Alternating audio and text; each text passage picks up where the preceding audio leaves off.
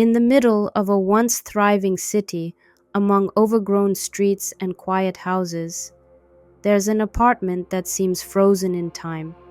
Its windows look out onto a former avenue where people used to walk with smiles on their faces. Kids ran to school with their backpacks, and in the evening you could hear neighbors laughing and chatting. Today only silence reigns here, occasionally broken by the rustle of the wind and the footsteps of those who dare to come to this place. Pripyat was a city of young people. It was mainly home to workers at the large power plant and their families. Every apartment building knew its residents, and every courtyard was filled with children playing. Shops, a cinema, an amusement park. Everything was built for a comfortable life. It seemed that nothing could destroy this idyll. But one spring day in 1986, everything changed. Something happened that forever changed the fate of the city. People were evacuated in a hurry, allowed to take only the bare necessities. They were promised that they would return in a few days, so most left their furniture, clothes, family photos, children's toys, and even an unfinished cup of tea on the table in their apartments. But the return never happened. The apartment in question belonged to a young married couple, Ivan and Olena. He worked as an engineer at the station. She was a teacher at school number 3. They had a little daughter, Marika. Neighbors said that they were an extremely friendly family, always inviting friends over, and their home was known for its comfort and warmth. On the day of evacuation, Olena put only a few things for Marika, documents, and a photo album in her bag. They left the rest behind, confident that they would return in a few days.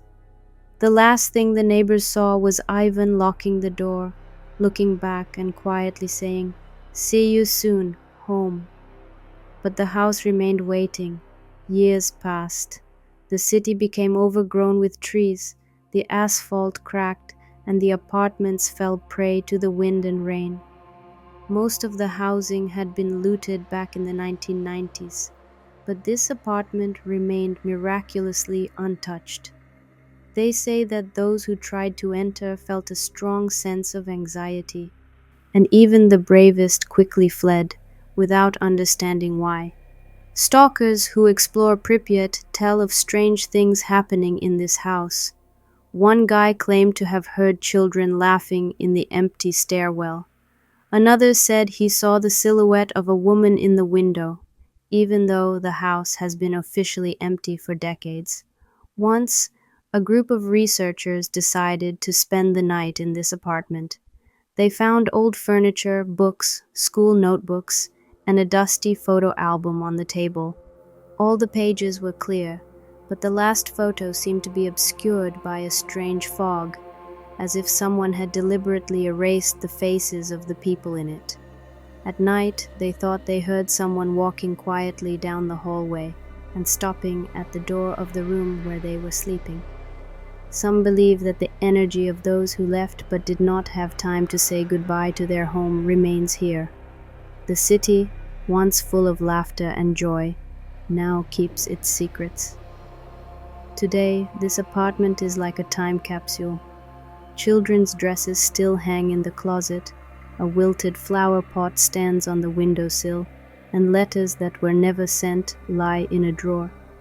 Local researchers say that this house reminds us of the fragility of human life and how quickly everything can change.